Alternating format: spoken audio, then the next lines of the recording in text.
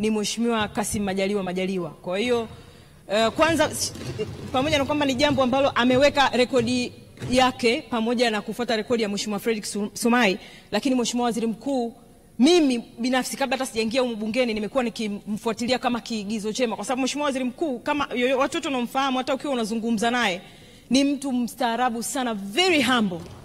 Kwa hiyo asante sana Mheshimiwa Waziri Mkuu, tunakushukuru sana baba yetu kwa utumishi wako na humbleness yako na namna ambavyo mko tayari kuwasikiliza watu wote ni wako. Na kumbuka hata mara kwanza kabisa nimekuja, miongoni mwa watu ambao nilienda pia kusalimiana naye ilikuwa ni yeye. Na tunasema hivyo ni kwa sababu pia amemsaidia sana Mheshimiwa Rais katika majukumu yake kwa nafasi yake kama kiongozi wa shughuli za serikali bungeni.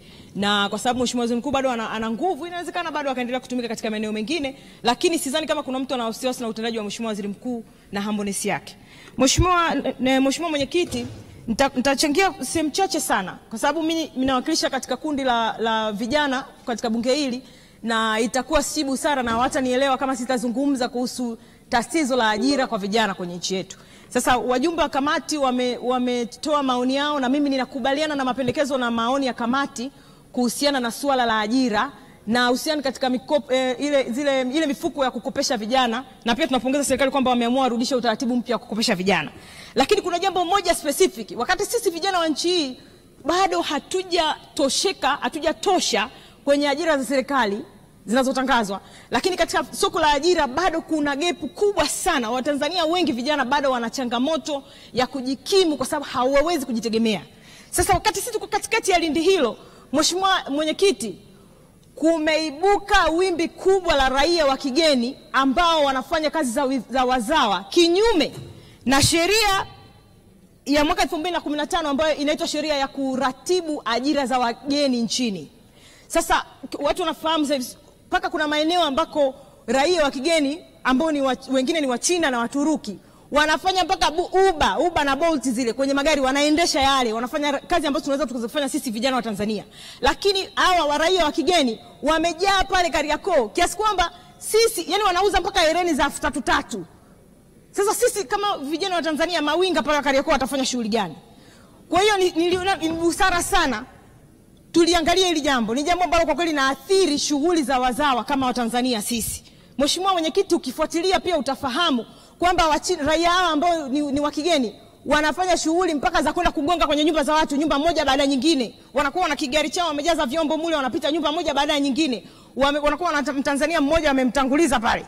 Sasa Mheshimiwa Mwenyekiti, tunakwenda wapi? Kwa sababu tunajua kuna utaratibu wa kuratibu ajira za wageni, lakini wamefika hatua ambayo mpaka sisi tunashangaa. Kulikuwa kuna mnyororo wa thamani wa kiuchumi hapo katikati. Watanzania walikuwa wanaweza kwenda China, wanafunga mzigo, wanakuja hapo Dar es Salaam Kariakoo, wanawauzia wengine wa hapa ambao wanao watachukua, watapeleka pale Singida mjini, na wengine watatoka Ikungi watakwenda Singida mjini, watachukua mzigo, watapeleka Ikungi. Wakifika pale Ikungi, kuna mwingine atachukua pale Ikungi atapeleka ndani huko Isuna na ndani kabisa. Kwa hiyo hapa katikati kote wanakopita kuna hela ambayo inaachwa, ambao hawa ni Watanzania ambao walikuwa wanapata chochote katika huo mnyororo. Sasa hivi kama raia wa kigeni anaweza kutoka China moja kwa moja akachukua ile hela za katikati hapa zote akachukua yeye, maana yake hapa Watanzania na sisi tunakosa. Sasa tuende wapi? Yani sisi kama raia wa Tanzania, vijana wa Tanzania waende wapi?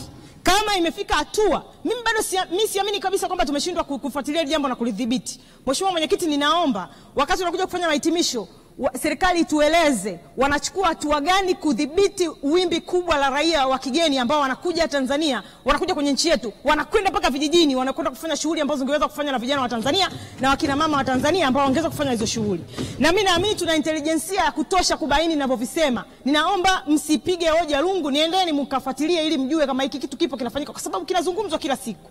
Leo ulikuwa una uwezo, mama yule akaenda dukani akanunua mchele kwenye duka la Mangi, alafu akarudi kwenye kibanda chake cha kupikia mamalishe, akapika wali, akapika na vitumbua. Asubuhi akauza vitumbua kwa yule babalishe au mtu wa dukani Mangi anayeuza duka. Taarifa Mheshimiwa Mwenyekiti. Na mchana Mheshimiwa Mwenyekiti, taarifa wali na akamuuzia yule. Bado kuna namna ambavyo wanabadilishana. Mheshimiwa Hanje, kuna taarifa kutoka kwa Mheshimiwa Jacqueline Msongozi. Asante sana Mheshimiwa Mwenyekiti kwa kunipa fursa. Mheshimiwa Mwenyekiti, nataka nimpe taarifa mchangiaji anayechangia sasa. Ni kweli kabisa anachokisema Ukiangalia nchi za jirani ndugu zetu wa nchi za jirani wamekuwa wakienda mpaka kwenye mashamba yetu huko vijijini. Wakati huu wa mavuno wanakwenda kule kwenda kuwarubuni wananchi kwa kununua mazao kwa bei ya chini. Wanapeleka mpaka mifuko kule mashambani. Sasa mimi nadhani kwamba iko haja ya kuhakikisha kwamba halmashauri zetu kule usimamizi ukawe usimamizi mzuri, kwa sababu mimi ninachofahamu huwezi kutoka hapa ukaenda nchi za jirani za wenzetu ukaingia mpaka mashambani kwao. Kwa hiyo wanaona kuna loophole katika nchi yetu ya Tanzania ya kwenda huko na kufanya vitendo kama hivyo. Asante. Mheshimiwa Hanje, unapokea taarifa hiyo? Mheshimiwa, raia wa kigeni wanakopesha mpaka ile ya kukopesha ya bukubuku kila siku. Wanaenda wanagonga kama Waha wamerudi wote Kigoma. Kwa hiyo napokea taarifa yake. Mheshimiwa Mwenyekiti, naomba niendelee kwenye hoja yangu ya pili. Nitazungumzia kuhusiana na mamlaka ya udhibiti wa dawa za kulevya. Ninaomba nimpongeze sana Kamishna Jenerali wa mamlaka ya kudhibiti dawa za kulevya nchini, Jenerali Erastus Limo. Nafikiri jina sijalikosea. Lakini wanafanya kazi nzuri sana. Kwa sababu najua waathirika wakubwa wa madawa ya kulevya nchini ni pamoja na vijana. Na kuna sababu nyingi, sidhani kama kuna muda wa kuzizungumza sababu ambazo zinapelekea watu waingie kwenye madawa ya kulevya. Lakini niwapongeze sana kwa jambo moja. Wameweza mpaka sasa hivi kutumia teknolojia kwa ajili ya kubaini, kufuatilia na kudhibiti dawa za kulevya nchini. Tunapoteza vijana wengi sana kwa sababu ya matumizi ya dawa za kulevya. Mheshimiwa Mwenyekiti, ukienda kwenye zile nani za uraibu kule, unaweza ukaumia roho sana. Kwa hiyo niwapongeze na niwaombe wasiache, kwa sababu sasa hivi Dar es Salaam huko hakufai. Yani kuna hizo baa wanashisha humo, yani ni hapafai kabisa. Yani tunaomba muendelee kazi hapo na serikali itaunga mkono. Jambo la mwisho kabisa, sio kwa umuhimu, niwaambie tu hakuna mtu anayeweza kuzuia uchaguzi jamani. Kuna vitu vingine mnaweza mkampa mtu jina bure, alikuwa hata hamna haja ya kufanya naye jambo lolote. Ilikuwa tu ni jambo la kuliacha tu lipite. Hakuna mtu mwenye uwezo wa kudhibiti uchaguzi. Mimi nilikuwa mjumbe wa kamati kuu ya Chadema. Pale hakuna hata wapiga kura milioni 5. Uwezi ukawaambia watu wazunguke mikoani wakatafute signature milioni 15. Yaani ni automatically, ni natural death. Kwa hiyo hakukuwa na haja ya kutumia nguvu. Achaneni watu, hawana hata pesa za kuzunguka kwenye mikoa kufanya mkutano ya hadhara huko.